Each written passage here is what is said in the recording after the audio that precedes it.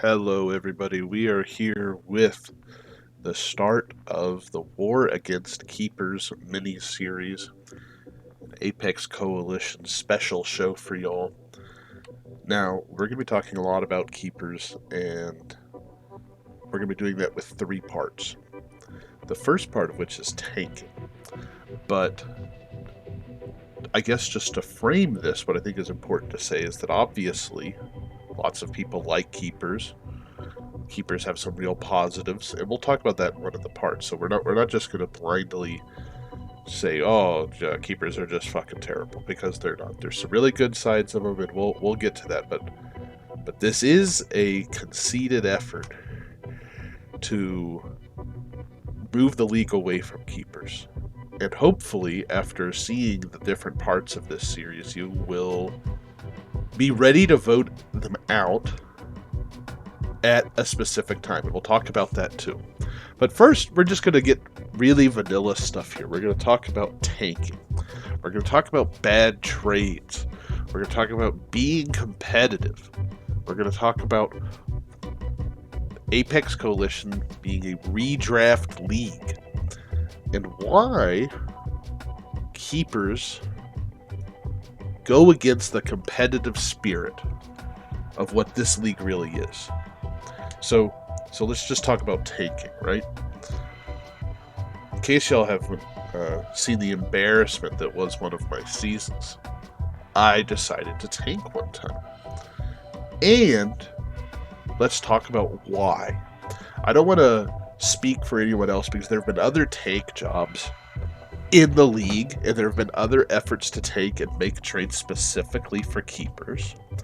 But I'm only going to speak to my own experience, right? Because, maybe what we say is a tanking trade, like the obvious tank job Jack pulled earlier this year, maybe someone could argue, well, that's actually not a tanking trade. So I'm only going to talk about my own tanking experience and why I did it and why I think that is always going to be present as long as we have Keepers in any shape or form, not just market Keepers. So let's say you're having a really bad year. Like for instance, I'm having this year, or any year I've been in Apex, because I've always just been dog ass in this league.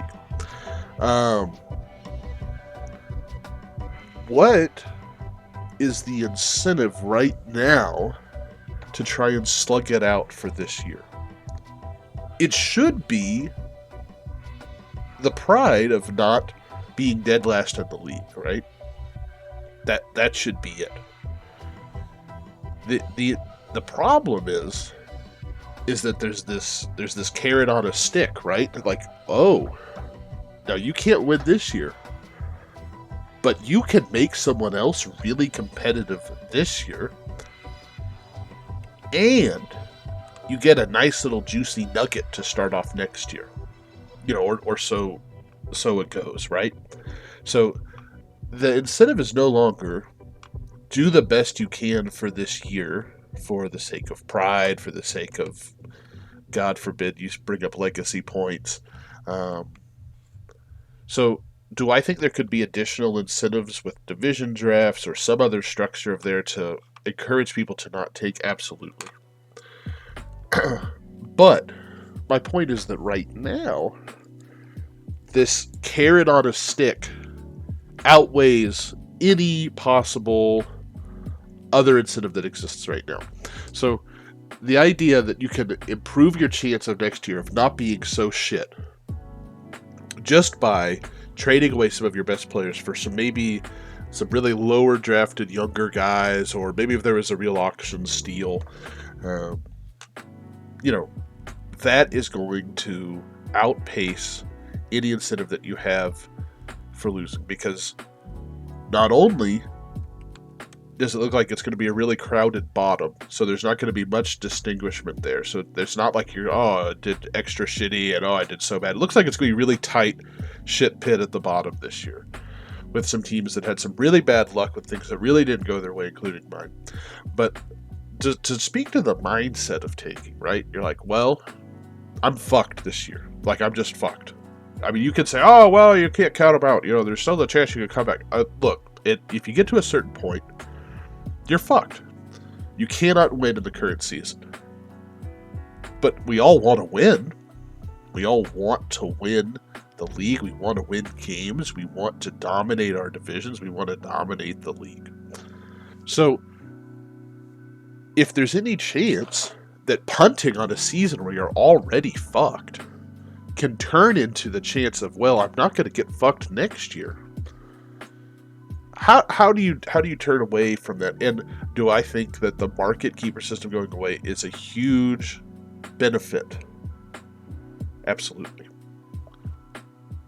But it still doesn't change the fact that tanking is just X's and O's going to be someone's best bet at long-term success, right? Because we're in a really stable league where guys don't come and go. It's an awesome league. And you want to be able to do better the next year, because part of the stability and longevity of the league is you see some guys keep on winning and you keep sitting down there fucking losing. You're like, well, shit, I'm tired of this. I'd really like to start winning. So tanking is basically, especially for someone that came into the league with an expansion team, or I guess a let's just call it, I inherited a troubled team. It's always felt like I've been on the outs. Things don't go your way, get into a pity party, feel sorry for yourself about your team. So, and then you just see like this looming gem that could turn, I mean, it could make your season, you know? $9 and below keepers. Well, I mean, that's how you strike gold, right? Like, I mean, $1 Kamara, one of the best keepers probably ever. $2 Justin Jefferson. If it was on a better team, and that's the whole point with tanking, right? It's really toxic because neither of those teams won. They didn't win the championship. So much of it has to go into the year, and I know this will be the counterpoint, right? Like, tanking does not guarantee victory. Of course it doesn't. Of course tanking doesn't guarantee victory. No one's saying that tanking is a guaranteed way to win. I mean, come on now. Look at the Texans. Look at the Dolphins, you know? Tanking doesn't guarantee anything. But it's at least a shot, at least when you feel like that there's no other option, right? When you're just completely fucked. So it takes away from the competitive integrity of the league. Or at least that is what I truly believe. That the threat of a tank always looms and always exists. The fact that we had a trade this year in week 4 or whatever week Jack did that trade, and some of us actually had to think, is this a tanking trade? That's ridiculous. First of all, Jack has really made some decent moves, and this is not to just focus on the Jack part of it, but this is our best example of a tank trade this year, of where we really thought tanking might be happening super early. The idea that we could be wondering about that in week 4 is insane. That's insane. This is not a dynasty league. It's just not. And in dynasty, the rules are completely different. But tanking in a keeper league is so tempting. And I don't think it should be. I think that we should either be a foot one in, we either go into the redraft, or we really embrace dynasty, which I don't think anybody wants. I don't think anyone wants to turn the league into a dynasty league, other than maybe Jack. But I don't want that, and I don't think anyone else wants that.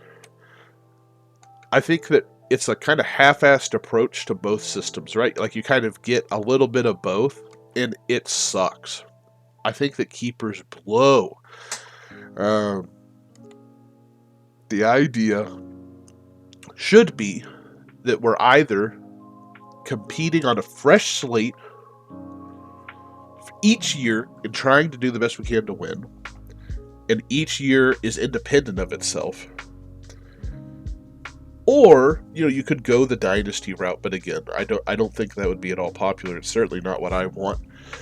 What we'll have to see, especially with this being the final week of the trade deadline, is what happens this year. Because, again, you can argue, and I don't want to speak for anyone else, but you could argue that there have been trades every year that have been with the sole purpose of getting a nice keeper set up for the next year.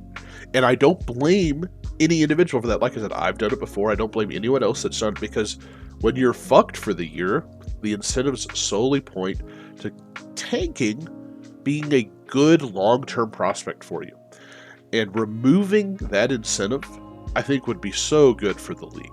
Just because it makes, and again, we can do this with the creation of more incentives, especially for consolation bracket stuff. But what we want to do is we want to remove reasons to chuck on the season and power load a contender team, right? I feel like most people would be able to agree on it. Like we should limit the ability for a team to get power loaded because of garbage taking. I don't think anyone says, well, I lost to the team that got some dope-ass trades right at the end of the year because a guy decided to take. Fair is fair, you'll win some, you lose some. No one wants to lose that way. And I don't think, really, if you're looking from a bird's eye view, you'd want to win that way. Absolutely, a win's a win, and if someone wins through that method, I mean, hey, they got it done with the current systems that are allowed in the league, and that's just as legitimate. But I think as a league, we could come together and say tanking is a negative, toxic experience. And that's the point, is that we're going to talk about some other stuff here in these next episodes. But the point that I want everyone to agree on is that tanking is a negative, toxic experience for the league that has, I'll go ahead and say, so few positive implications that we should probably just do away with the ability to have it exist. It's bad for discourse when questionable trades happen. It's bad for the competitive nature of playoffs. It's something we can easily do away with just removing keepers, and we're already getting pretty close to that. Now, we'll get into the positives of keepers and the negatives of removing them next time. But for now, just think about tanking. Just mull that one over. Think about tanking. Think if it's a positive thing to have in a fantasy football league. If you think about tanking and really mull it over, I'm confident that we all are on the same page. It's yucky, it's gross. So think about that. And we'll see you next time with some interesting stuff.